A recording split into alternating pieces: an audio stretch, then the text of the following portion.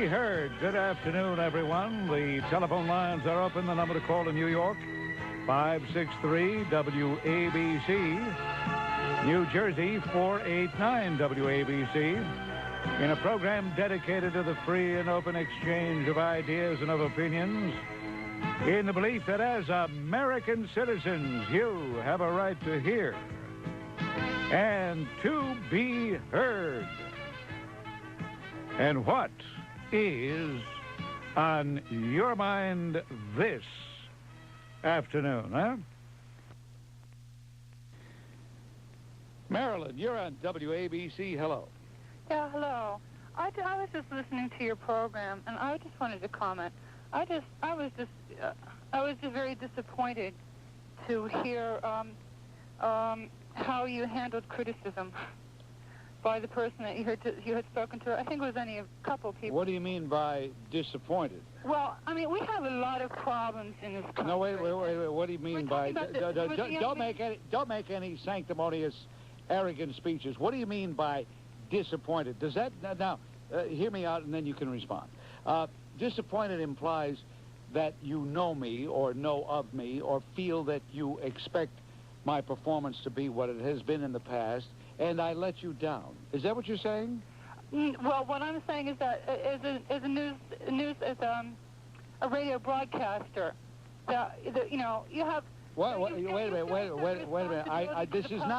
This is not a news program.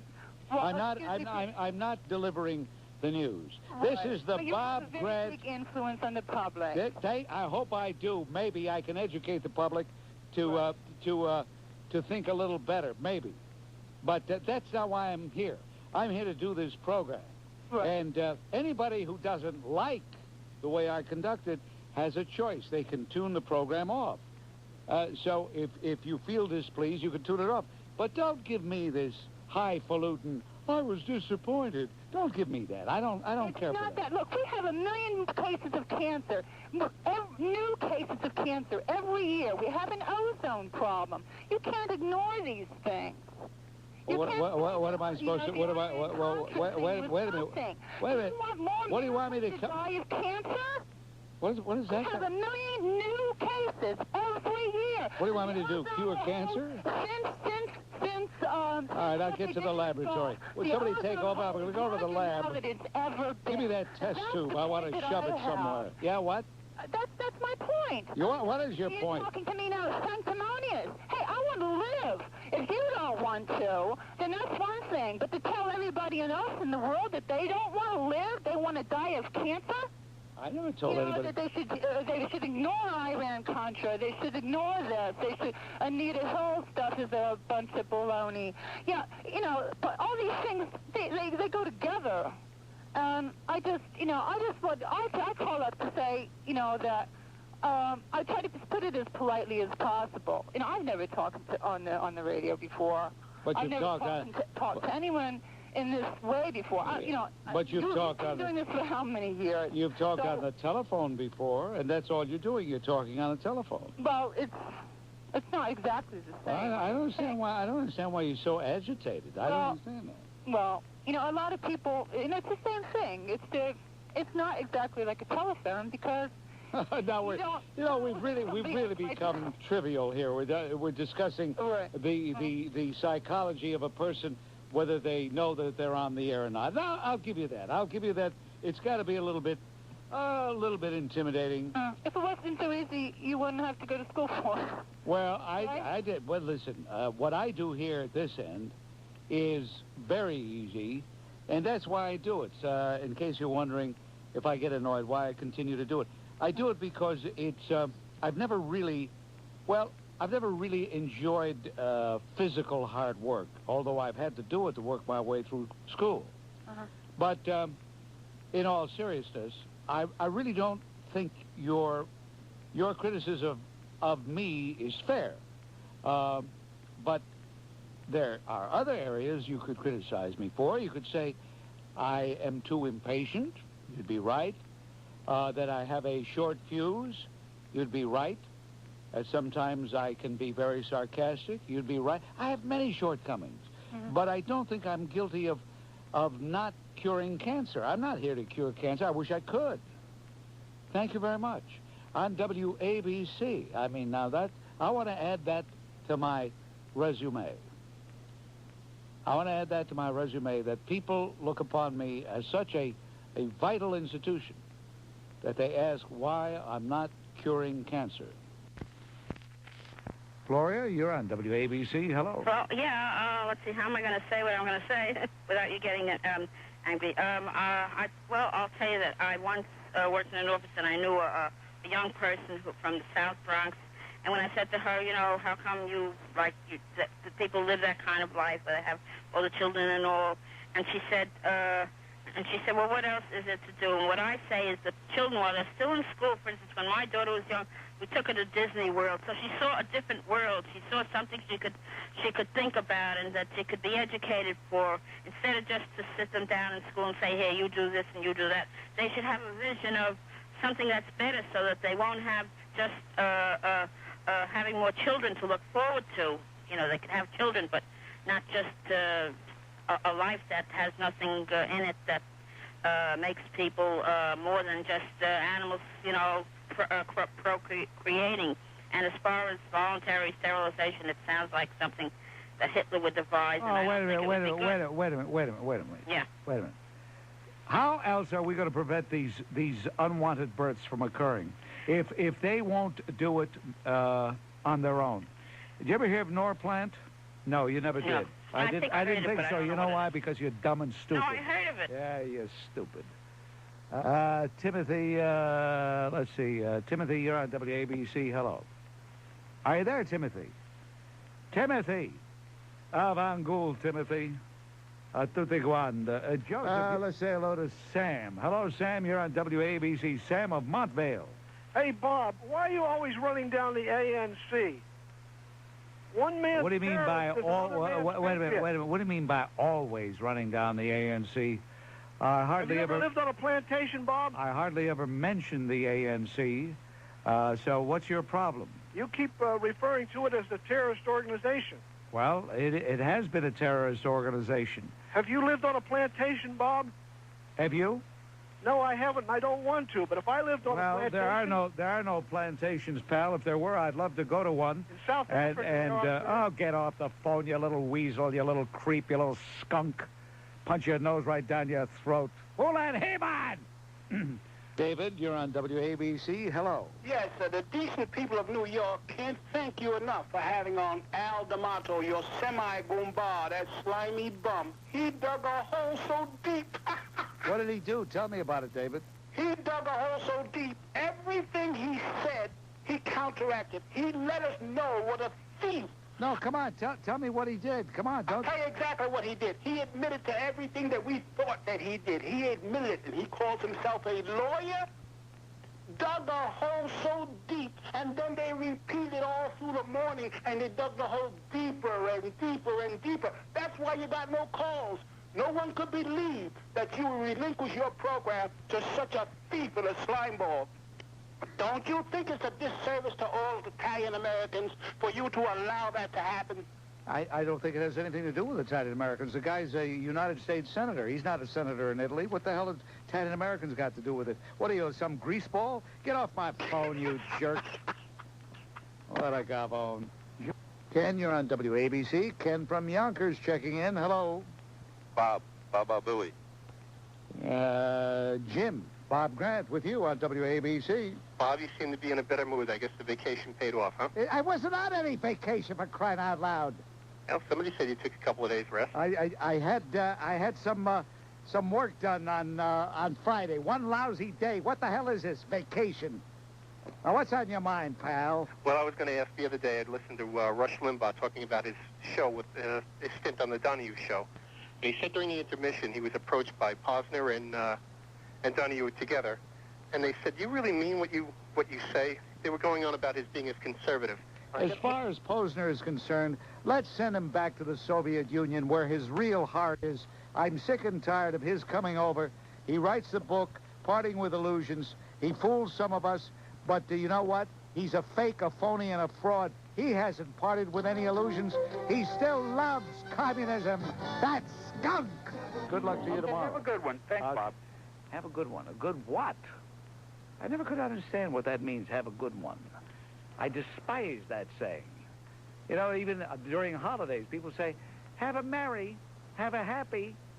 Hey, Eve, hello to you. Hi, I'm calling to follow up on something I heard on your program 3 weeks ago. I made a careful note of it at the time, and I've had a great deal of difficulty in following it up. What I'm quite sure I heard was that there were tax cuts for congressmen pushed through by the Democratic congressmen, and that there was a bill in opposition to that by the Republican Congressman Guy Vander Jagt. I contacted his office. I was assured by his staff, and this was followed up by a letter from him saying that he didn't know anything about any such legislation. He didn't co-sponsor it or offer it in any way or introduce it. Who didn't? Guy Vander Jagt.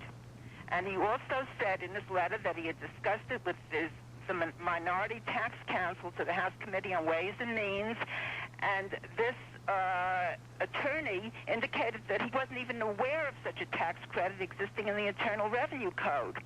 I then went around asking people, and a couple of people said, well, they read about it 2 or 3 months ago in the newspaper, and one woman said she read about it, but just a very brief... You're making me nervous. What do you want?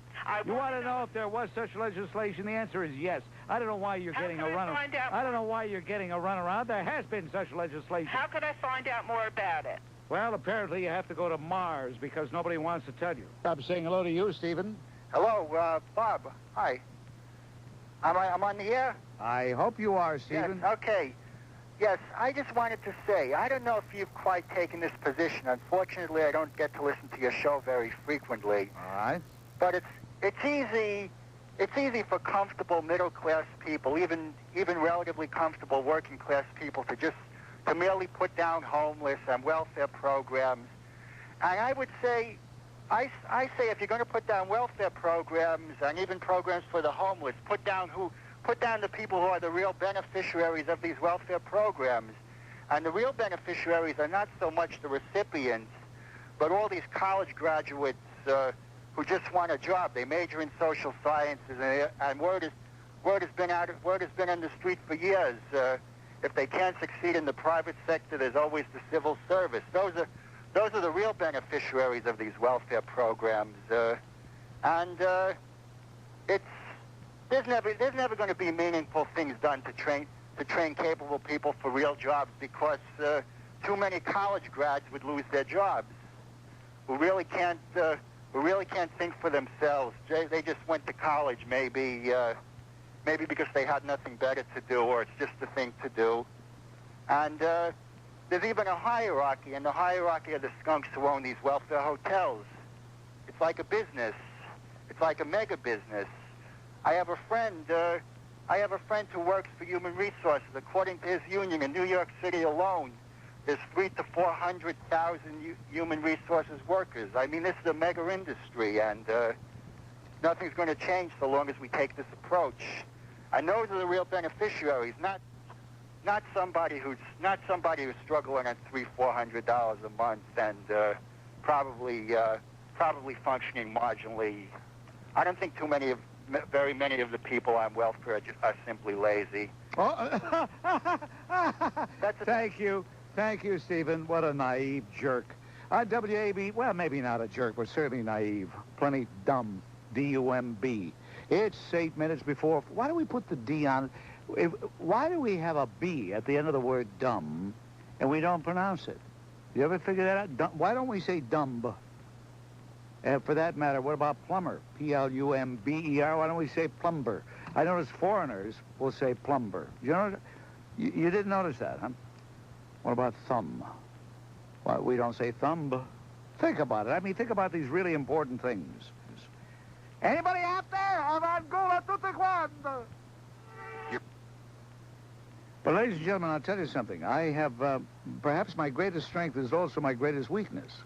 I get strength from other people. I get strength from the audience. Perhaps that's why I've been successful in in-person appearances, because I interrelate with the audience, whatever the hell that means. But it works both ways. It works to energize, but the lack of same will also depress me no end. For all the years that I've been doing this, I can't just slough off a lack of telephone response. I can't. And I've had general managers, God bless them, and I've had program directors, God bless them, say, pretend like your phones are busy. Don't ever let on that. I can't do that, folks. It wouldn't be me. Now, is it the programming that's going on in the morning here? Is that it? Because they don't take phone calls, you assume that nobody else does? What the hell is it? Well, we can cure that very easily. We can just take the phones out, save WABC a lot of money, and Lord knows we could afford to save some money.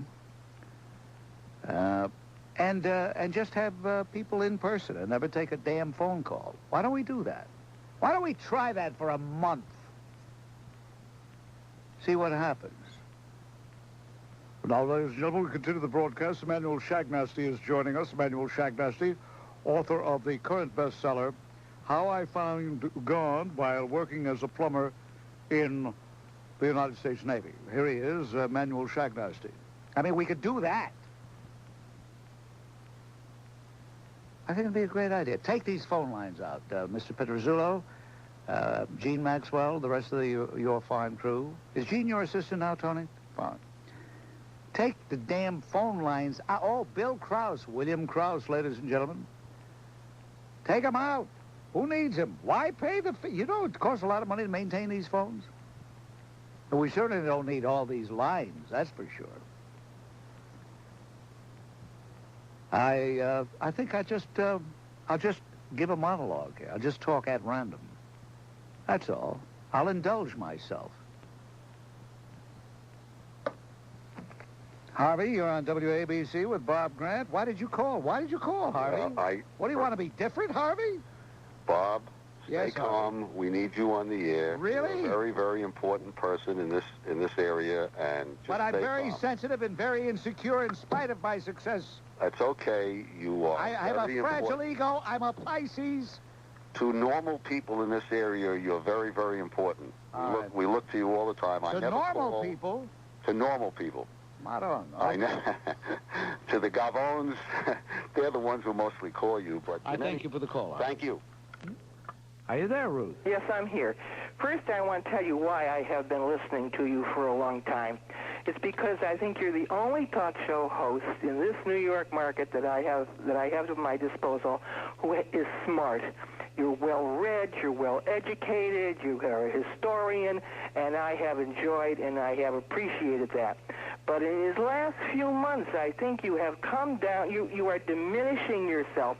Why, I used to sit with the dictionary on the kitchen table and be delighted in looking up a word I never heard before. But now you've got the same old stuff. It's repetitious, to distraction, to boredom. You insult people now at random. You don't even have a reason anymore. Well, that nice lady called yesterday. She had a nice live personality. She seemed so interesting and charming. She makes some stupid remark about a conservative and a liberal and whatever. Why, you did her in. There was no need to take the spirit out of her. Like you do with baseball. People like baseball. You do a job now, insult people who like to. You're getting so minute and egotistical in what you're doing. You're losing track of the fact that you have all these intellectual powers, which I think you have put to sleep. And I'll tell you, today, I didn't tune in until 4:20. I did my vacuuming instead. And I'll tell you why. Because I knew that the first 2 hours and more of your show would be all garbage about your being on TV today, and everybody was going to call in and tell you they loved you, and you were wonderful, and you would tell them you love them, and how wonderful you are. It's getting to a point where you have forgotten what I think you're supposed to be on the air for, to challenge people, to educate people. You've lost your patience with everyone. Why, you've gotten to a point now when somebody misinterprets a word or mispronounces a word, you make fun of them. You should be helping them. And one more thing. I wish you'd stop saying different than, it's different from. get back on the stick, get my dictionary back on the kitchen table, and start inspiring me, because you're the only one we have, and if we lose you, and I'm getting to a point where I can't handle it much longer, there'll be nobody else left for me. I'll have to start on something different. I'll have to find a hobby. Get back on the ball. Thank you. That is one of the finest gag calls I've ever received. I fell in love with Ruth while she was telling me off. I wonder if she wears high boots and has a whip and all those good things. Okay. Dear. WABC, let's say hello to Ronnie. Hello, Ronnie. WABC, it's Mel. Let's try Mel here. Mel, are you there? Yes, I am. What's on your mind, Mel? Concerning the murder of the homeless out in Woods Island. I think that's just a reflection of our educational system, what we're turning out. And if anything, I would slash the budget enormously, because all we are turning out these violent animals. Well, when you say you're turning... Hold it. You say the educational system. What makes you think these mutants went to school? Oh, well, they've had some schooling. They had to go to school. And you think that they're being subjected to whatever schooling they had is what turned them into these predators? I would say they're partly responsible. I see. Well, so that if we're to follow what you say to its logical conclusion, then the one who has less schooling is going to be the least offensive of the bunch. And the one who has the most schooling is going to be the most offensive, since you say they learned this in school. No, that doesn't necessarily follow. No, it doesn't necessarily. What schooling have you had, Mel? Just the same as you have, Mr. Grant. Really? Yes. Well, that's incredible. Do you have a master's degree? No, I have a bachelor's degree. Really? Where do you have your bachelor's degree? Brooklyn College. I don't believe it. Why not? Why? Because you sound like one of the most stupid, one of the most inane, one of the most addle-brained jerks I've ever talked to. Get off my phone. Tom, you're on WABC. Hello. Hello, Bob. I would like to comment on the Leuchter Report. Leuchter Report. Yes, I read something on it, and what I read was the Zyklon B gas that was supposedly used in the gas chambers at Auschwitz. If it was used on any masonry structure, it would leave a blue haze permanently. And there's no blue haze on the so-called gas chamber at Auschwitz, which, among other things, Zyklon B gas was also highly explosive, and the crematorium was supposed to have been in the next room. Where did you get this garbage? This is fact. Where did you get this? I didn't ask you whether it was a fact or not. I asked you where you got the garbage, not what it was. Where did you get it? Where did I get it? Where did you get it, pal? If you go to Auschwitz, you can see it. Where did you get what you're telling me? You didn't go to Auschwitz. You didn't see it. I watched a whole film on Auschwitz. A film? A whole film on Auschwitz for an hour. A whole film? Who did the film? Some anti-Semitic group? Well, whether or not... Who did the film? John Burge? Who did the film? Who did the film? Why don't you want to tell me who did the film? It matters whether it's true or not. Why don't you want to tell me who did the film? You know what, this guy, ladies and gentlemen, this fake, phony fraud is afraid to tell me who did the film. You fraud, you creep. Now, who did the film? Who did the film? What have I got, an echo here? True. Hey, listen, you jerk, you two-bit jerk. You tell me who did the film. The 6 million is a myth. You tell me who did the film. Tell me. People. Hey, listen, skunk, you want to tell me who did the film? Who did the film? The echo is back. It's an echo. Why, you no good jerk. You fake, phony fraud. How dare you come out of the woodwork and give me that? You can't even tell me who did the film. Who did the film? Is it true? Is it true? Who did the film? You know it's not true. You know who did the film? Hey, listen, you anti-Semitic phony creep. Here's a guy coming up like he's a big expert. A blue haze. I'll give you a blue haze. Germans and the American people for the past 20 years. Uh-huh. You want to say anything else to expose yourself for what you are? A neo-Nazi skunk jerk, louse, rat, fink, no good jerk? Get off my phone! It's interesting. You know what? I got to say this. The ADL was right. They warned that this was going to happen. They warned that these people were going to start coming out of the woodwork. They said, The time has come now where they're going to start trying to tell us that what happened didn't happen. They were right. Or rather, Jerry from Trenton. Hello, Jerry. Yeah, Bob, how are you? How are you? What's on your mind, Jerry? Well, I'm a little upset with you. You let me down again. I'm the one that calls about the toupees. You sound a little different, Jerry. You're using a different phone. No, same phone, Bob. It's just that I'm very upset with you. But you do sound different. I hope you feel better, Jerry. I really do. Bob.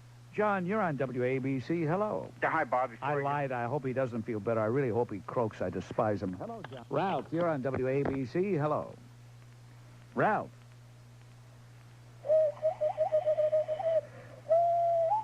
Are you there, Ralph? Ralph of Kearny, are you there? Well, he's a little slow there. So let's say hello to Jimmy. Hello, Jimmy. Are you there, Jimmy? Yes, I am, Bob. All right. Do you want to talk, Jimmy? You just want to hold on to the phone, breathe, exhale, inhale? What do you want to do? I want to talk about the Soviet Union, why they don't need our credit. Well, then why don't you talk? Okay, because I got the radio on. I'm sorry. Oof, boy, oh, boy, I hate that. I hate that. Jimmy's a nice guy. I wish he'd get new dentures. It'd be like Zubin Mehta saying, I can't stand music anymore. Right? Or like Don Mattingly saying, I hate baseball. I can't stand baseball stadia anymore. And here I am. I'm doing a call-in talk radio program, and I can't stand most people's voices. Is there somebody out there who will invent a device which will filter the voice to make it pleasing to me at this end? No, you want to know something? Nobody's concerned. Everybody's going around about their business here. The program director, the general manager, the entire engineering staff, the entire production staff, even Broadway Roy's gotten bored with me. Nobody cares. They say, him again. Yeah, me again, right. But, ladies and gentlemen, I appeal to you, those few of you who are in the audience, I appeal to you. What should I do? I'd like to take some suggestions. I really would. Let's not talk about unimportant things like racial confrontations, the future of the economy, the collapse of the city, the fact that Saddam Hussein, that skunk of skunks, got off the hook, the definition of rape, all these issues, they're unimportant. Let's talk about the really important thing, and that is what I should do, how I can best fool myself so that I can continue doing this program. Rob, hello? Yes, Bob. Bob? You're on WABC, Rob. I'll give you the full treatment. Hello, Rob. Yes, Bob. Every time I hear you discuss President Gorbachev of the Soviet Union, you always call him a fake, a fraud, and a phony. Well, I know you're an intelligent guy and everything, but I disagree with you on this one. I feel that he might be our last great hope to repair the, East-West relations. And I was just wondering why you think Gorbachev is a true communist in disguise. Because he said he was a communist. I take him at his word on that. He said he is a committed communist. Don't you read? Of course. Did you think that he had embraced the Boris Yeltsin approach? Boris Yeltsin quit the Communist Party. Boris Yeltsin walked out. Boris Yeltsin said the only thing that's going to save us will be democracy and a free market economy. But this phony, 1 week he's with the liberals, the next week he's with the other side. He goes back and forth. I don't trust him. Thank you, jerk. Frank, you're on WABC with Bob Grant. Hello. Hello. What I wanted to talk to you, Bob, was this business of voting when there is apparently no one that you would desire running among the between the two major party candidates, and the blur between the parties, so that it's very difficult to say, well, this party stands for this and the other one stands for the opposite, that no longer exists in any real sense in the country. I don't believe that for 1 minute. Well, I feel that there are two basic... And besides, do we want two parties that are so divergent, so diametrically, so totally in the opposite direction, that we would have a cataclysmic pull one way or the other? Well, I don't accept that. People who might see a similarity and say, oh, there's no reason to vote, I don't accept that at all. Yeah, well, no, I feel very strongly there is a reason to vote, but the point is that as the situation has gone... Where are we going with this, Frank? You're getting me nervous. I'm sorry. You must have a point in mind. I do have a point, sir. I'd be glad to try to make it. And that is that those individuals who feel that they have something specific that they want, they can either go along with the one-issue voting, which in itself, it has some effect, because the politicians that are running see, and if there's a reasonable number of people with this attitude, they will modify their programs to compensate for it. The biggest single thing, back in 1977, I ran for... Now, I knew we were going to hear something. Back in 1977, you ran for what? I ran for governor of New Jersey as the Libertarian Party. Oh, cut it out. No wonder. No wonder we're getting this convoluted, torturous meandering here. I'm not meandering. I'm trying to set the stage for what I'm trying to tell you. Well, instead of having a setting of the stage, let's have the play. Please, the curtain is up. Go. Very simply, everywhere I went, when I expounded on what... And the major This point... is self-interest if I ever heard it, ladies and gentlemen. This guy's a libertarian, and libertarians, and I'm not saying this is bad, but libertarians believe in... if we could eliminate the government altogether, to do so. I like that. Well, no, that would be nice. But you see, that's why I said this is a self-serving, meandering... No, this is a very important concept for the people to understand. Well, limited government is what I'm talking about, Bob. I'm not talking about anarchy. Well, why did we have to get this long, convoluted political science 101 lecture here, huh? Well, what I'm trying very simply to tell you is if I can avoid the interruptions. No, not on the Bob Grant show, you don't. I should know better, but... Yes? Say one more time, let me just try... Hello? People are going to think I hung up on him. I didn't hang up on him. What's the matter? You coughing? No, that was my incoming line. For you got call waiting. No, please. It's probably a good friend of yours saying, Frank, you're making a fool of yourself. Hang up on Grant. That's probably what it is. Take another call from, this time it's Steve checking in. Hello, Steve.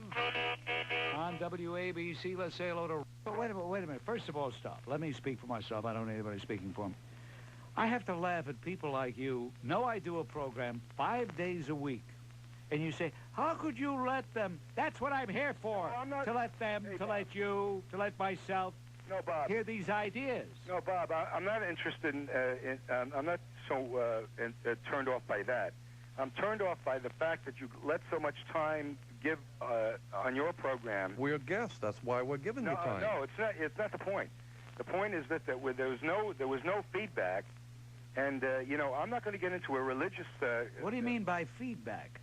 Feedback, because we've been listening to you. And your Now, wait a minute. Let me answer that. All right, I've got an answer for that. I've been handed the same line throughout the country. Christians call in especially and say, you're not giving us equal opportunity. We should have... On, man. Now, wait a minute, I'm talking. You're really lost. You're a lost soul. Because really, I don't say that the Holy Spirit, and anything that can be given from the Holy Spirit, nobody can say that Jesus Christ is Lord except by the power of the Holy Spirit. All right, let me answer. But let me go on with what I was saying before I was rudely interrupted. That's what we believe. I don't care what you believe. Nobody's trying to take your belief away. Hey, David, hold on a minute. Hold on a minute. This is the Bob Grant Show. Will you? Hold on a minute. Hey, Bob. Nobody is... You hear that? He doesn't care what we believe. Nobody is... well, I don't either. I don't care what you believe, David. You're welcome to believe whatever you want. I care what you believe. Huh? I care what you believe. Well, that's fine. I'm glad you care what I believe. Yeah, but you've been on a diatribe and Bob has let you go, and you and your friends. Wait a minute. I'm going to answer that. Now, let me answer it. Would you let me answer it? It's just been a disgusting I know that, but let me answer it. Okay, let me answer your... What are you afraid of, David? For heaven's sake, hear the guy out. All right, he's a Gnostic, man. He's as Gnostic as anybody else that knows the answers. I don't know the answers. I'm still looking. But you're a Gnostic. No, I'm an agnostic. You're a Gnostic yourself. I am an agnostic because I admit that I do not know the cosmological answers of the universe. Cosmological. Give me a break. Faith comes through belief. All right, you don't know Jesus Christ as Lord except you believe him. Okay, now I'm going to answer your question. I'm going to answer you if you will let me. Here's a follower of Jesus. Okay. Here's a follower of Jesus. Hostile, mean, angry. I'm not angry. I'm just... You sound like a jerk. You sound like a jerk.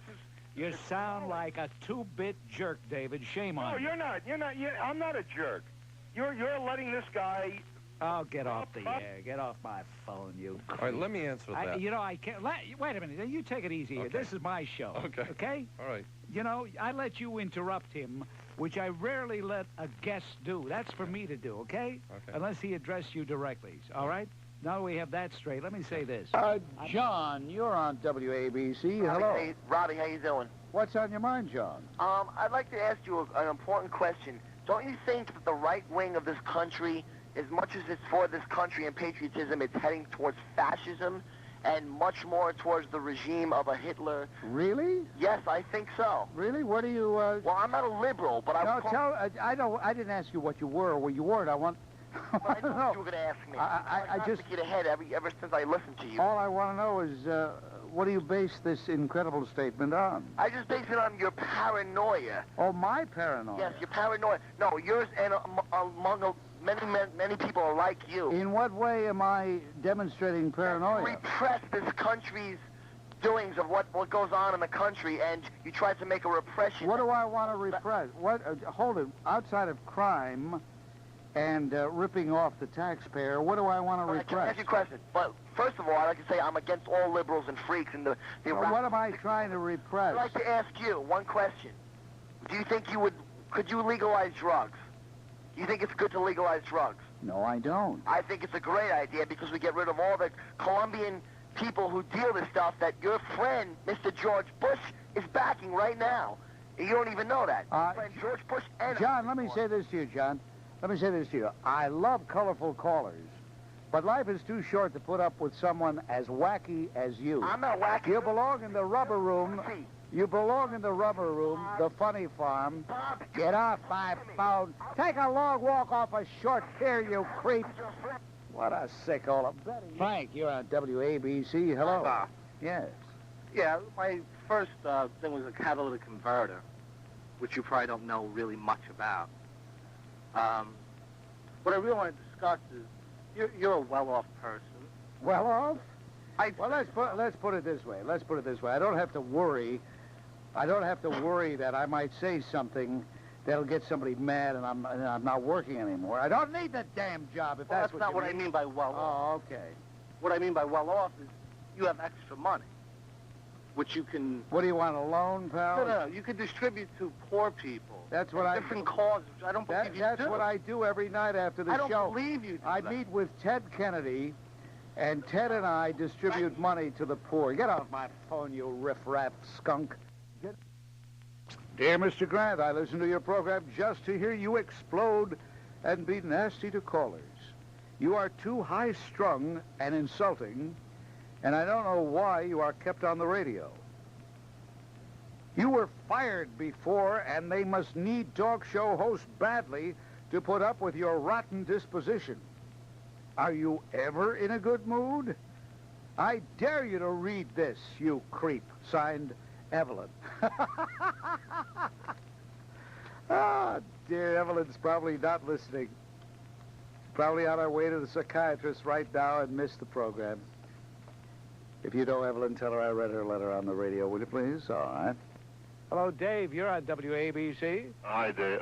Bob, I wanted to just mention one thing very briefly. Probably the first thing you and I will ever disagree on, this Daryl Gates situation in Los Angeles. I don't think you should step down at all. I think that it's a matter of a guy, skip the beating for a second. I think a guy leading people on a 100-mile-an-hour chase, almost, which is endangering the lives of so many people, including the police officers, a guy with a criminal record, and then he gets beaten up, fine. Okay, I guess they shouldn't have done that, but I think it's an ultra-liberal type thing, these liberals screaming for the police commissioner. I think they're spoiled brats. Oh, they want this and they want that. Now, if he doesn't step down, they're going to riot, and they're going to do this, and they're going to do that, and I don't think he should step down. I think basically he should just sit there tight. I'm tired of this country being run by screaming lobbyists for homosexuals or ultra-liberals or whatever they are, and I just think he should sit tight. He wasn't there. It wasn't his fault, and that's how I feel about it. Well, I know that's how you feel about it. We do exchange feelings on this program, but a couple of things come to mind. First of all, you almost make it sound as though the fact the guy was going 100 miles an hour, the fact that he did have a record, justified the merciless, senseless beating, which we all saw, the 58 blows or so. There was no cause for that. There was no need for that. But he endangered a lot of people with that high-speed chase. You mean to say that... He got away with murder. Hey, wait a minute. First of all, he didn't murder anybody. But secondly, are you saying that if you're in a high-speed chase, then the police have the right to beat you up like that? Well, I don't think Daryl Gates did it, and I don't... No, wait a minute. A moment ago, you said, yeah, but he was speeding. He was going 100 miles an hour. Apparently, in your mind, that justifies the beating he got. I think basically a person like that is going to kill somebody eventually. Answer the question. You think the beating was justified, don't you? I'll be very honest with you. I am that far to the right that I think that it almost... No, don't say you're that far to the right. Okay. Don't say you're that far to the right. Don't insult me because I'm far to the right. And I don't think that beating... I don't think that beating was justified. It was my family that he would have endangered. Don't play games. Don't play games. Get off my phone. The stench you're creating, you skunk. What a fake, phony jerk. He's so far to the right. My foot. He's so far to the right, he fell off. Karen, you're on WABC. Hello. Hey, Bob, take it easy. Okay, goodbye. Okay. Somebody says take it easy. That means they don't want to talk to me. Tom, you're on WABC. Hello. Good afternoon. You know what to complain about? What I see every day on television, those 900 numbers, you know, with those chicky poos, call the 900. By the way, why are you using the name John? Oh, no, this is Tom. This is Tom. Okay, Tom, all right. First time I called this week. Okay. That's the rule, right? Okay. Your voice is so, shall we say, distinguishable. Right. With the prominent nasality that I can pick you up quite easily. Right. By the way, what do you do besides call the Bob Grant Show? Do you do anything else with your life? No, I'd like to just talk about the 900 numbers on the television screen you see every night. Yeah, okay. I'll bet you're on welfare. I have a hunch you're on welfare. Love line, talk, gals, fun line, true confessions, and all that nonsense. In addition to... Do you watch that stuff? Speaking of nonsense, Tom, why do you watch that junk? I have no choice. The television says that. What am I going to do? Turn the thing off every time? Yeah, why don't you read a good book for a change? I watch good television, the news, you know. Yeah, that's why you're so well informed. All right. He'll try to slip through later in the week. But, of course, tomorrow he can call, because there'll be a dumb ball game on. Hello, Fred. This is Bob Grant with you on WABC. How are you, Bob? First-time caller. I've never really been motivated enough to call, but this time I am. I've heard you talk about the Japanese in the past and how you feel about the economics of the Japanese towards Americans, and just wondering why you're not more discriminatory in your commercials. And every commercial seems to be a Hyundai or a Toyota or a Subaru commercial. What's Anything wrong you with can do about that, Bob? What's wrong with that? Well, it seems that it's taking more life out of the American every time they sell another Japanese car in this country. Well, then they better stop making such good automobiles, and Americans maybe won't buy so many of them. Well, I feel we're making quality automobiles at the time. Well, that's fine. Then fine. Then maybe somebody will buy one. Well, advocates like yourself. Hey, look, pal, I got news for you. First of all, I don't believe you're a sincere caller. I don't believe you're just somebody that reacted to something he heard and felt he wanted to talk about. I heard your Subaru commercials, them singing, we're in the money, we're in the money. This sounds like it's a subliminal Japanese message trying to sell Japanese cars. Subaru, yeah, we're in the money, we're in the money. What kind of song is that for a Japanese?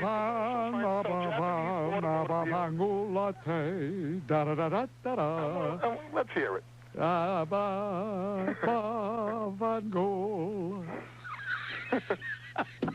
It's got to be a little crazy to do this program. On WABC, let's say hello to Tom. Hello, Tom. Are you there, Tom? Yes, I am. Hi. I think that he was wrong calling you a punk. I think it's the correct phrase would probably be intellectual coward. I'll tell you why. I think I would like to meet you someday personally. I think you could really have a good conversation with you because you are an intelligent man, obviously. I'm not saying that to bolster your ego. You certainly don't need that. It's big enough. What I'm saying is, I think a lot of this is showbiz and a lot of it's for entertainment. But I'm going to challenge you to do one thing. All I've been hearing about is the liberal media, the liberal media, the liberal media. Then you start opening the show by talking about 60 Minutes expose on Gary Trudeau, and you said, God bless fairness in reporting.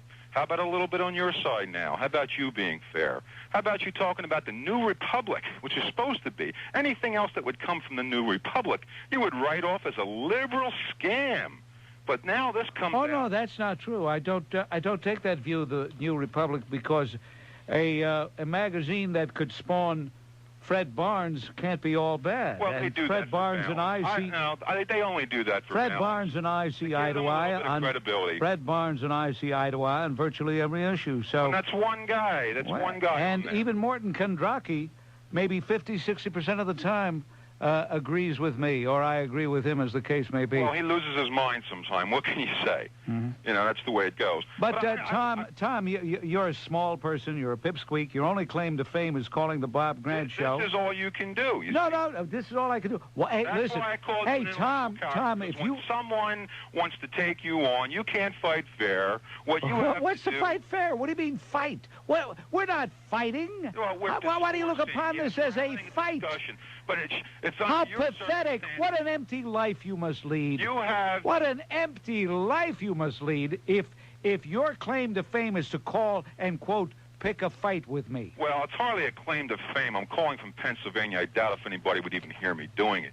I just think you're such a blowhard and you're so arrogant that now and then you don't even let anybody come in with a counter view. I mean, your itchy trigger finger there, you knock people off so fast. And heaven forbid if they should be black and have a little bit of an accent, they got a cigar or a lollipop in their mouth. Guy couldn't even get the words out. That's real. That shows what you really are all about. That shows what I really. Listen, what do I claim I'm all about? Tell me that.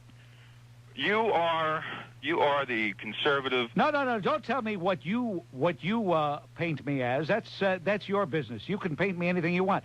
What do I claim I am? What do you claim you are? Yeah. You claim you are the king of the radio. I don't claim anything. Somebody does. I hear it all the time. Yeah, that's right. Harley Carn says it.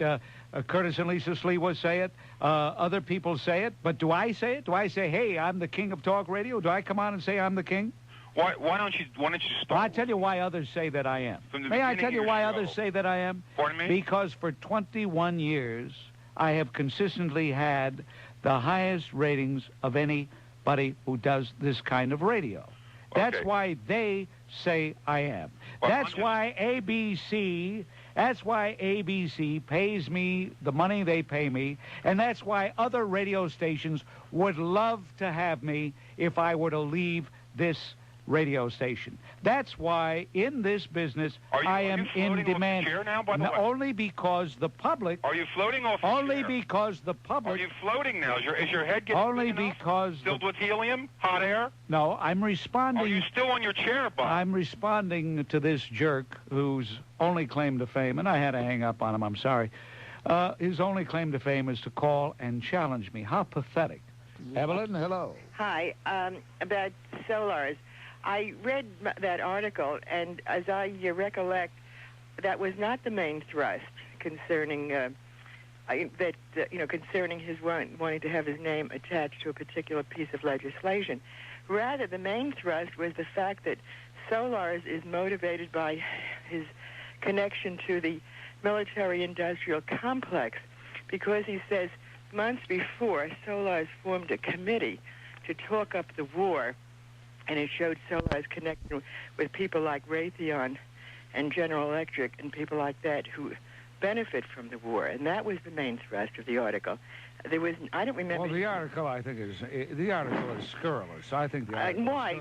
He documents it so very well. What do you mean he documented? What do you mean by documented? He shows his connection, getting money from the from the munitions makers, and that would certainly prompt... Money from the... You make it sound like somebody gave him a bag of money under the Why table. do I make it sound that way? I never said anything about bags of money under any table. Well, wait, see, he got money from the munitions makers. You're just a... But I'm not labeling you. Why are you labeling me? Why? Because I'm labeling you because you're a labeler. I'm a labeler, right.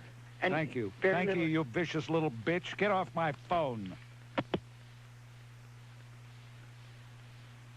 Can't believe that. Yeah, that's right. That's what I called her, vicious. Hello. Sebastian, hello. Hi, how are you, Bob?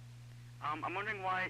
I have a question for you. I'm wondering why all of a sudden everyone's really concerned about the hostages when, before in the past it was really unheard of. I don't understand.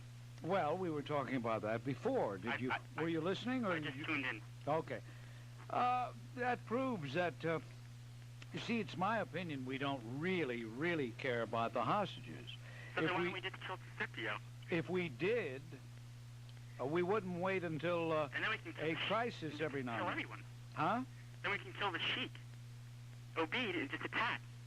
Well, we don't have him to kill, but Israel is welcome to do whatever they want with him. I think they should hang him by his balls. On WABC. Eddie, you're on WABC. Hello. Yes, this is Eddie. Yes, Eddie. I have a question to ask you, and I want to comment on it. I want to know why don't the Israelis grab all the Palestinians from 1 day old to 99 years old and just kill them all? Kill what Palestinians? What? All the Palestinians that they're fighting against, the uprisers. The uprisers. Why don't they just kill them all? I didn't know you survived your bunker, Mein Führer. Why don't they? Because they do it one at a time. Mein Führer, you survived in the bunker.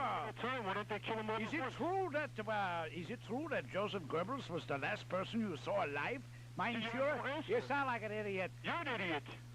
Well, then what'd you call me for? You go kill all the Palestinians. Massive genocide.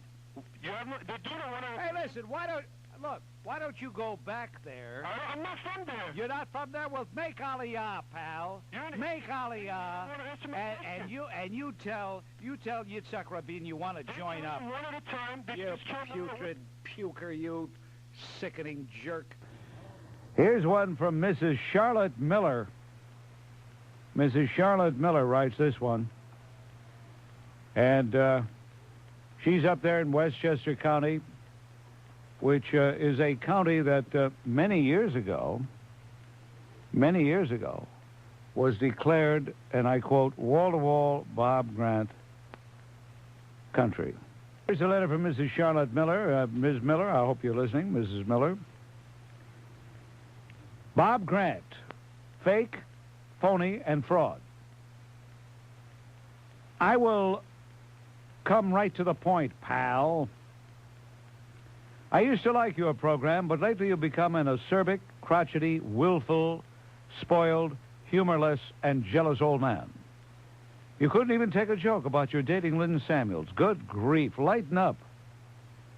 The article in the Post sure pulled you up short. You do spew hate. Listen to your closing statement. Kill Saddam Hussein. Kill him now. There is no doubt that Saddam Hussein does not deserve to live. But since George Bush flubbed the dub, we must look to the pitiful UN to take the lead to get rid of him. What are you calling for? What you are calling for will cause the entire Middle East to go up in flames, and most likely us with it, because we'd be drawn into the thick of it. You are a disgrace to your beginning statement. You have a right to hear and to be heard. You should add, warning. You have a right to hear only what I want you to hear, which is only what I say. I don't want to hear your opinion. I want you only to flatter and fawn over me and feed me back my opinions in your words. Do not dare to disagree. I do not believe that you are racist in the true sense, the Ku Klux Klan sense, but you are opinionated to an almost paranoid degree. You want to hear nothing but your epithets espoused in certain racial situations. However, do I detect a shift in your opinion of New York City? Suddenly, since the Post article, New York City is going through growing pains. Suddenly, it'll be okay. No more sliding to third worldness. No more New York City is finished. My. Couldn't slam down the presses and call them stupid or fake, phony, and frauds, or tell them you couldn't understand them because they had an accent, or ask where they came from and tell them to go back. Suddenly you love your work, even though you yell and scream that I've got to get out of here. Me suddenly turning to Jell-O? FPF Grant? What does that PF stand for? Oh, fake, phony, fraud. Okay. Do you have the feeling that your head may be on the chopping block waiting for the chippy chopper to fall? Don't continue to be a hypocrite. Do the right thing. Drop the last part of your slogan, because on your program, most people do not have the right to be heard. At your age, slamming down the phone and calling people names, or insulting their accents, or deriding the country, or particularly the island from which they came, is no longer cute or funny. It's pathetic. I'm turning the page. Last paragraph, folks. Stick with me. Your jealousy of Rush Limbaugh is truly sad. Try as you say to hide it, it comes through every time you mention him or when you bawl. So-and-so is wall-to-wall Bob Grant country, declared so by in 1976. You say you are what you are, so why be on the defensive and try to justify yourself with venom or slam down the phone anytime someone calls you on your behavior or views? Rush is a great, intelligent, and very successful young man. He became so because he respects all people, listens to dissent, has a tough skin, and treats certain absurdities with humor, so he is informative as well as fun to listen to. Your whining and yelling is not. Goodbye, FPF Grant. And it's signed Charlotte Miller. Well, she says goodbye, so I take it she's not listening anymore. I was going to address some remarks to her, but since she has said goodbye, then I do take it that she's not listening. It is interesting, however, that she, in a paragraph, seems to indicate that if you're real young, then it's okay to slam down the phone. That if you're very youthful, then it's all right to rant and rave. But that if you reach a certain age and suddenly you're supposed to turn into a petrified person. By the way, if anybody knows her, you might also tell her that I've been declaring wall-to-wall Bob Grant country long before anybody came to the scene. Now, Rush, I believe, came out here in 1988, and we've been declaring wall-to-wall Bob Grant country long before the gentleman arrived here from Sacramento. But I've noticed this trait that some people have. What they try to do if they hate you, as Charlotte obviously hates me, they try to create dissension. They love dissension. Divide and conquer. Maybe that's what it is. But anyway, I'm going to save Charlotte's letter. I'm going to put it in the box where I have a big pile of hate mail, and if and when I ever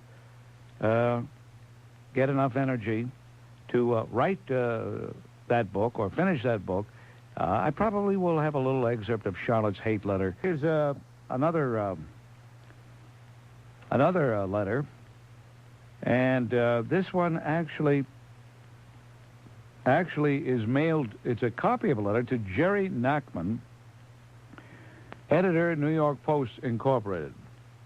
And Jerry Nachman chose not to publish this letter, apparently. Well, I guess he just didn't have the room. But it's from, I can hardly make this out, H.R. Interestingly, this person lives in the same town Charlotte Miller lives in.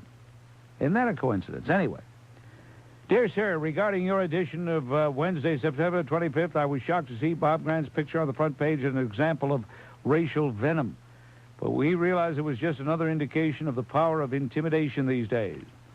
I've listened to Mr. Grant for a very long time and have never heard a racial slur per se. While he does use vitriolic and sarcastic language frequently, which must be offensive to his targets, it is directed against individuals, even those in high places, and types of behavior, not against a whole race. He strongly castigates those who mug, rape, and murder innocent people. We all hate these characters, whatever their skin color. If it so happens that an inordinate proportion of these criminals happens to be of a particular race, then it would seem the problem ought to be addressed constructively instead of labeling Mr. Grant and others racist. Bob always refers to these criminals as mutants. Mutants are departure from the norm.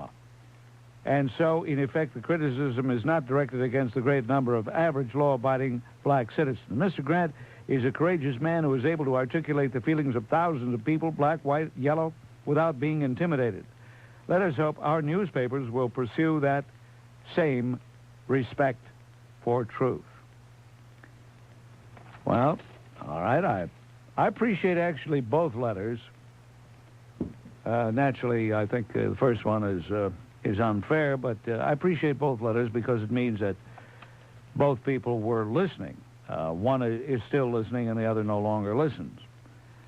But you win some, you lose some. I'm sure that there are new people tuning in all the time, and some people, like Charlotte Miller, who say they just find me to be too revolting, too annoying, too whatever it is. Well, she used some words, acerbic, crotchety, humorless, jealous, spoiled. I don't know about the spoiled. Spoiled I'm not.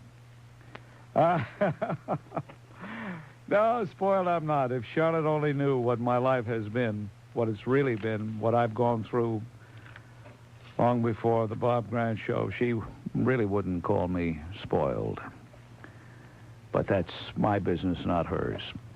WABC will take a phone call or two or three in just a moment. You're on WABC. Frank calling from Queens. Hello. Hi, Bob. Bob, I have no pet link with the JFK assassination, but I did see the film last week on cable on A&E. And as you're seeing the film, the motorcade moving, you see the president pitch forward, which means perhaps that first bullet came from the back of his head. Now, the motorcade did not stop. It kept moving. The next vivid picture you see is a smash against the president's head, which means there was someone else down the road in case Oswald would have missed, or even if he did miss, this guy would have made sure that he did the job complete. Now, it's quite obvious if you just view the film. Well, why is it so obvious to you, and yet the authorities who were there, and there were a lot of people there, didn't see that or didn't come to the same conclusion? Why? How is it that you, watching a film 28 years later, why is it you know so much more than anybody there? Well, let me answer, please. It's very simple. They did not want to create hysteria by saying that this was a conspiracy. All of them? So yes, sir. All of them? For the good of the country. Okay, there'll be no hysteria now. Why don't they come out now? For the good of the country, Frank, you know what? It does make you a bad person, but you're one of these people who wants to believe in a conspiracy, and you're going to believe it. No, sir. I saw it with my own eyes. Now, yeah. I saw that too, and I don't come to the same conclusion. Bob, you do. You remember you know, hey, you heard Bill Kurtis, didn't you? Hear Bill Kurtis narrating? You were coached by the narration. Bob, no, I didn't hear the narration. Oh, what? You watched without the sound? Now, Incredible, beautiful. The guy watched without the sound. Last week, the sinking of the Indianapolis, they put the blame on Captain McVeigh for the good of the service. All these conspiracies are for the good of the country to keep quiet. Now, that's all I have to say, Bob. Well, you know what, Frank? You're a very foolish person because you choose. Okay, you're not foolish. All right, you're also off the air, off the phone. Thank God I don't know you. Bob, you're on WABC. Hello. Yeah, I have a theory. My theory is you've got Kennedy, and then you've got King, and then you've got Kennedy that was assassinated. And when you take that in its entirety, and you get KKK, So I believe that it was the Klan that did this. What do you think of that? Huh? That's my own personal I theory. think you're a AAA Sickola. Ken, you're on WABC. Hello. Hi, how are you, Bob? My name, I spoke to you a couple of months ago regarding... What's that, Ken? Yeah, I spoke to you a couple of months ago regarding the issue on AIDS. A couple of months ago, we discussed the origins real briefly, I think, over the phone. Why are you alluding to that conversation? Well, At this point, you want to say, yeah, Ken, how the heck have you been? Yeah, sure. Okay. Well, yeah, I haven't talked to anybody since then. All right, here we go.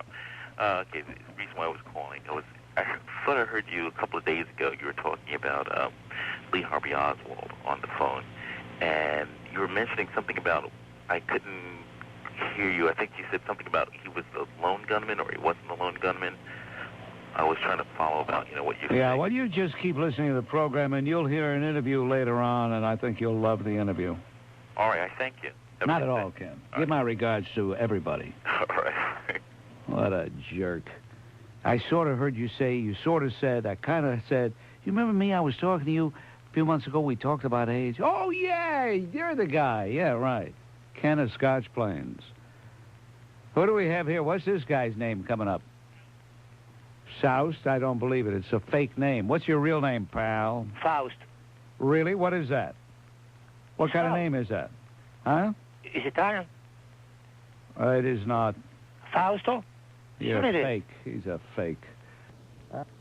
Don checking in right now. Hello, Don. Yeah, Bob. Yeah. I'd like to protest some of the things that you say as probably one of the 4 or 5 people that listen to you with some degree of regularity. Your hatred of Democrats as if they were people from Mars and not Americans, the same as you are, and your loving of everything and anything that the Republicans do. I think if the Republicans put a monkey on a ballot, you would come out for that monkey. Why did I applaud when Joe Lieberman beat Lowell Weicker, then, if that's the case? Well, Bob, there's an exception to every rule. And that is the exception. That's right. Why did I laud David Boren a little while ago? Why did you? Because he happened to vote the way that you wanted. But of course, but he's a Democrat. See, I don't hold that against him. But he's a good Democrat. He's an Oklahoma Democrat. He's not a New Jersey Democrat. He's not a New York Democrat. A bunch of left-wing liberal skunks. I've heard you laud David Duke. You've had him on your program at least twice that I know of. I have had him on the program. I'll probably have him on again, but that doesn't mean I lauded him. Having someone on the program is not the same as lauding him. Why do you stoop so low, Don, that you want to invoke David Duke? I'll tell you why. I'll answer the question for you, pal. Right. Because you know your argument is empty. It's meaningless. It's not empty, Bob. The trouble is, specious. You don't want to give anybody else the right, as you say at the beginning of your program, to be heard, to express our opinions and to be heard. But the only opinion you're really interested in is your own. I say, thank God. Thank God for Bob Grant. That's right. But you want to know something, Bob? Anybody that goes around hating the Congress the way that you do, hating Americans the way that you do. Hating what? Hating Americans and the Congress. Hating Americans? Bob, I've heard... Well, there are a lot of Americans I hate. That's true. Even though they're Americans, I still hate them because they are evil. Right now, I don't hate you. I pity you because you are truly an empty suit. Have you ever said you hope a Supreme Court justice drops dead? Yeah. Have you ever said that? I have. I proudly cheered. Yeah. I proudly cheered when Brennan had to leave the court, when Marshall had to leave the court. Right. They didn't croak. Right. But they will someday. Won't we all, Bob? Really? I didn't know that. No kidding. Well, I'll tell you something, Bob. Yeah, Once Don. Once in a while, I'd like you to stand up and say, I'm a real American. And because another American has a different opinion, doesn't make him a bad guy or a weak guy or a stupid guy. We don't still pick on Dick Nixon. And Dick Nixon is the only president I know of that resigned. And we had a lot of other things that go on. You were carrying on about Oliver North. Now, there's a guy in... By the way, Don, thank you, Don. Don, you are doing me a huge favor. Yes. Thank you, Don. Don just reminded me, ladies and gentlemen, next Wednesday on the Bob Grant Show, in person, in our studio, will be Lieutenant Colonel Oliver North, U.S. Marines, retired. Yes. Traitor. Yeah. Traitor to the country. You see, anybody Traitor else, to the country? Yes, absolutely. A traitor, do you know what a traitor to the country is? I sure do. do. A traitor to the country is a person who sells secrets to an enemy. Yes. A traitor to the country is a person who aids and abets a foreign power to the detriment of his own nation. How dare you call him a traitor? How dare you call him a traitor? You know why you call him a traitor? Because he was a traitor to the idiotic Boland Amendment, which was only injuring this country. Right, because... Hey, Don, you know, you're one of the few guys. You're one of the few guys, Don, I really want to meet in person. I'll tell you why, because there's something insidiously repulsive about you. You are a little two-bit squirt. No, I'm not. No, you're not? Two-bit. No, I'm not. Get off my phone, you jerk. Get to our telephones. When's the last time you called a program, Shellman? How you doing? I'm not sure. I'll tell you when. Your call's Monday. You're violating the once-a-week rule. I'm sorry. Mark, you're on WABC. Hello. Hello, Bob. You know, some of these people, they get carried away. He thinks I'm going to forget he called Monday. And Tom is checking in right now. Hello, Tom. Good afternoon. 128 years ago today, President Abraham Lincoln said these great words. 77 years ago, our fathers brought forth upon this continent a new nation. Conceived in liberty and dedicated to the proposition that all men are created equal. Okay, fine. Tom. Now we are engaged in a great war, testing whether that nation or Tom, any do you want to read the Gettysburg Address? Is that what you want to do? I think it's very fitting for today's Well, it would be very nice, Tom. We'll get somebody in here that doesn't have the adenoid problems you have, and we'll have someone do it. Well, you do it. Well. You know the whole thing? I used to know the whole thing. I don't know whether I know it. Of all time, and you're putting down my adenoids. Yeah. The adenoids. You see, Tom. You're always making it sound like Fred Allen. Well, you almost do. Portland? Hello, Portland. Come on, this is a great speech. I want to. It is a great speech. Tom, I appreciate your call, and most of all, I appreciate your sentiments. Thank you, Tom. Christian Rushforth, Brigham Young University Committee to Promote the Status of Women. That's the name of the organization.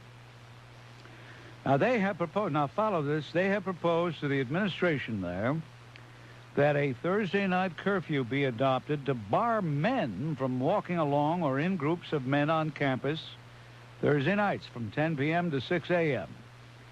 And what is the reason for this very unusual proposal, Kristen? Well, in Provo this year, there has been an increase in violence against women on BYU campus, and due to that, we were very dissatisfied with the conventional solutions that people were offering to this problem.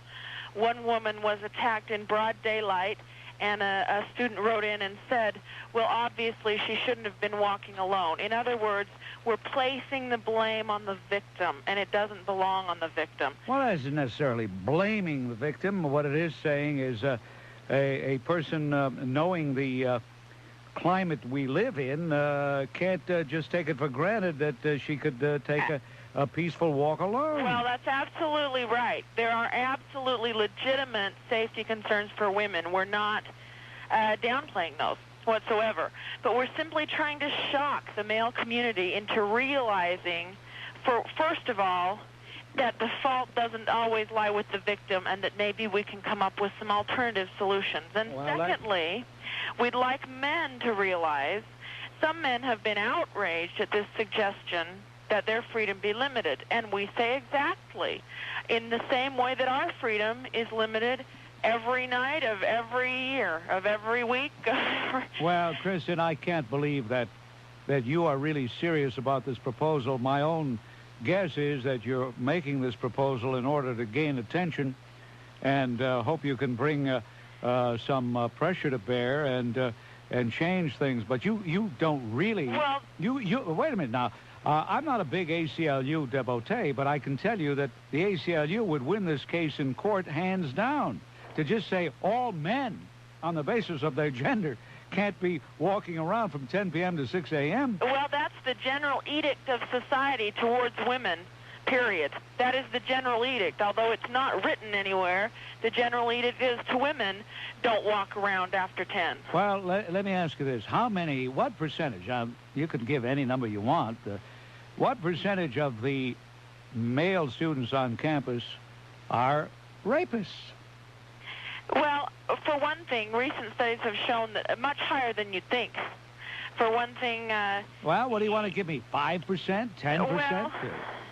Well, we've seen higher, like 30, 40... 30 to 40%? Absolutely. Good heavens, you ought to get the Utah National Guard out there and shoot down all of them. Get machine guns, shoot them.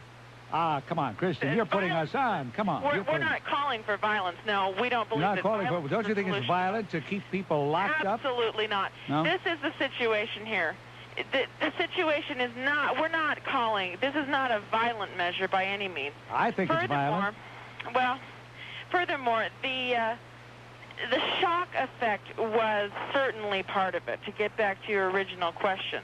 And there was a notice posted that we posted on Wednesday when we had the big rally that simply states that a curfew has already been in place and that men will no longer be allowed to walk alone in all male groups from 10 p.m. until 6 p.m.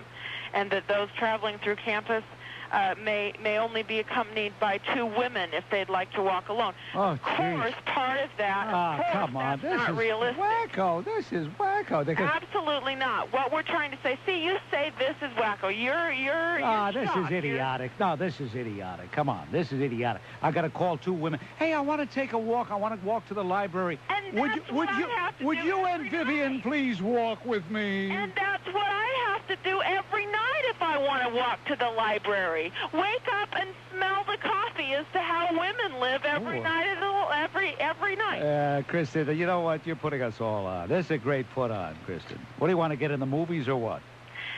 No, this is come on. This is something that should be seriously considered and not brushed off. Kristen, BYU is a Mormon campus. You're not a Mormon, are you? Well, you're in New York. Are you a Jew? I mean, you're stereotyping me due to my geographic location. Wow. You really gave yourself away, Kristen. You gave yourself away as a real 2-bit bigot, didn't you? Well, we know that BYU is a Mormon university. New York never declared itself a Jewish city. Well... You know, you really made a fool of yourself, Kristen. You really did. You're immature, and you have no business really heading up any organization, even one as foolish as this. And you really don't have any business being interviewed by someone like me. Kristen, I'm sorry I subjected my audience to your idiocy. Get off my phone.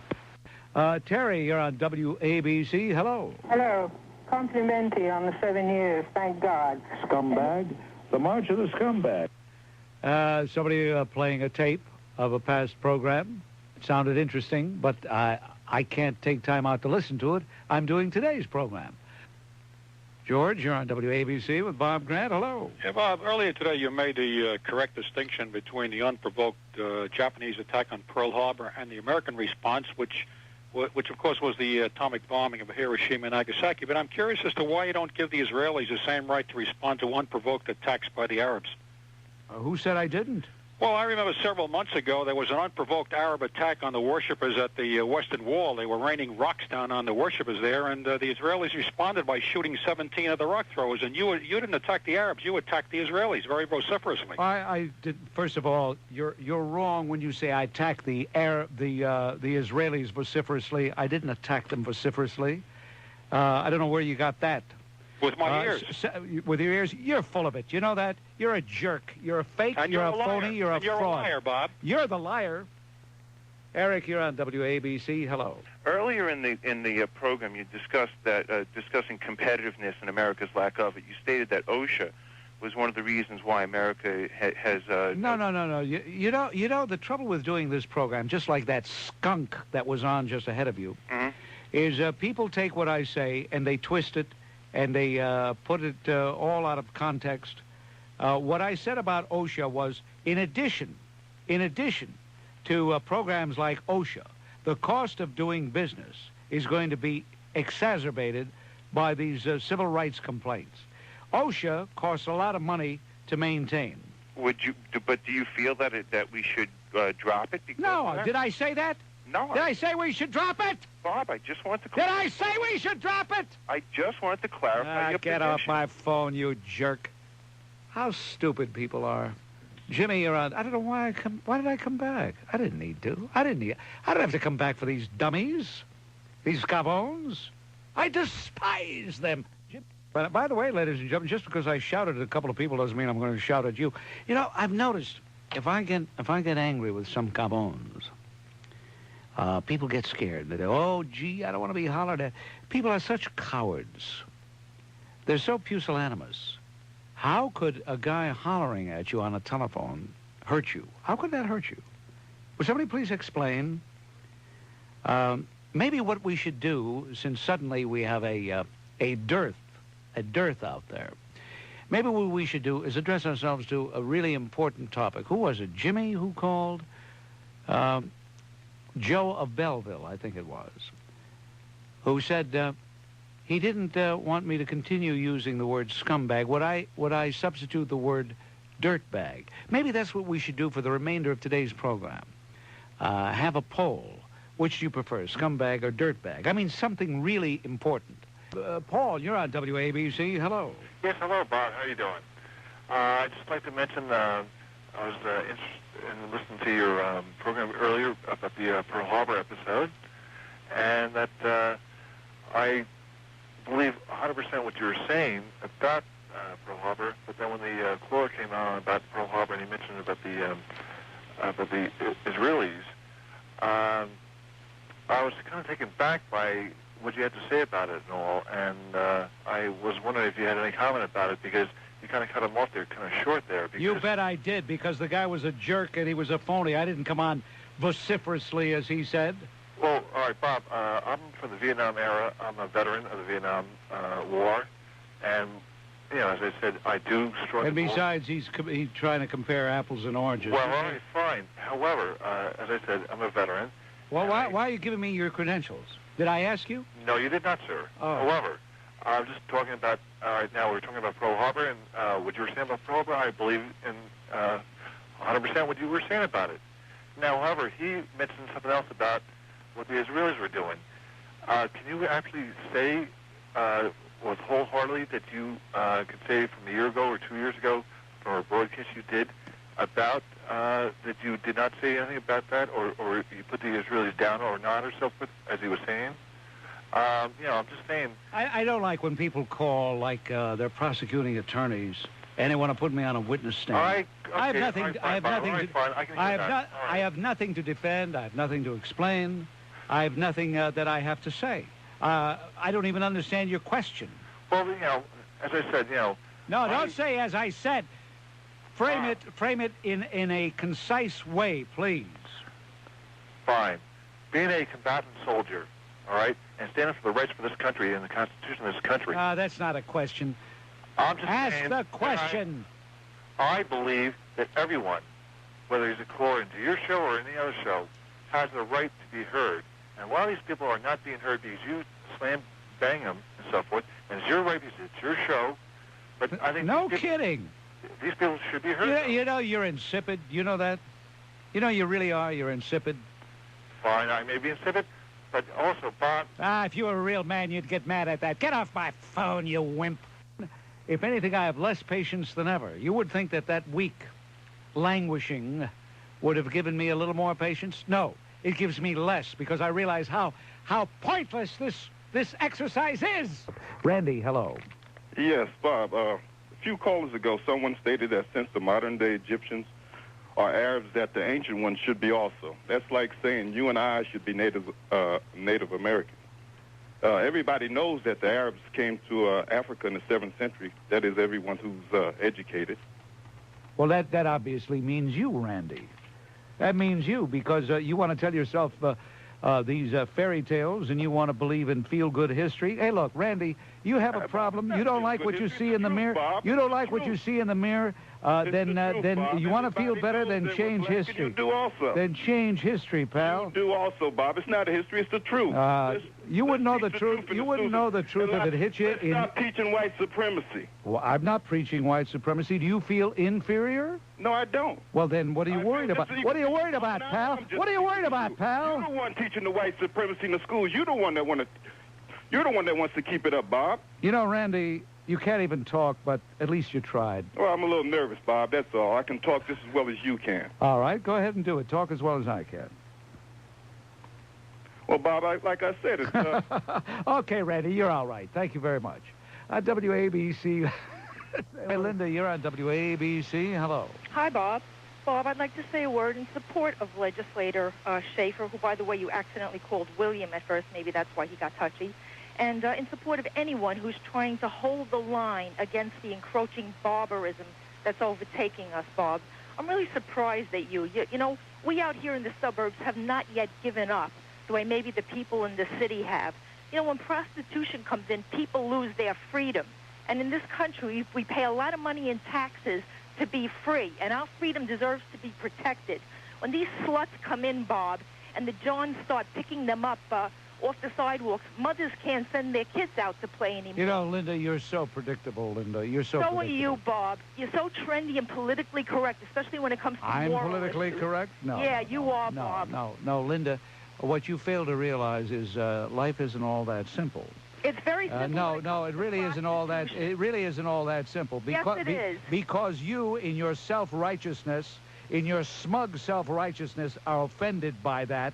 You think it's all right to violate the Constitution. Well, I don't happen to agree. It's no violation of the Constitution to take away cars from men. I think it's absurd. You from take men who are performing obscene acts out in public. Oh, Bob. you're so You're righteous. predictable, Bob. You're so righteous. And by the way, Linda. You, Bob. By the way, Linda, you know your problem is you're so anti-Semitic you can't see straight, and that's really at the root of all your problems. What in the name of hell does this have to do with anti-Semitism? This is not the first time we've talked. And I've been putting up with your anti-Semitism for a long time, and you make me sick. When was the last time I was anti-Semitic? Would you please quote one of my remarks? You're not that important that I'm going to remember the precise date and time of the call. But you can make that easy charge that all the people like you make. Of course it's easy. Of course it's easy because I recognize your voice. You're trying to kiss up to the people who pay your salary. You've just given yourself away. Wait till I tell Tom Murphy and Mr. Burke that they're Jewish. Get off my phone, you bigot. The people out. Well, that slams the lid on things for today. I know I was a bit laid back and withdrawn today and not too effusive in my pronouncements, but maybe tomorrow we'll recover our proper demeanor. Until then, this is Bob Grant reminding you, your influence counts. Use it. Kill Saddam Hussein. Kill him now. WABC, New York. It's 6 o'clock.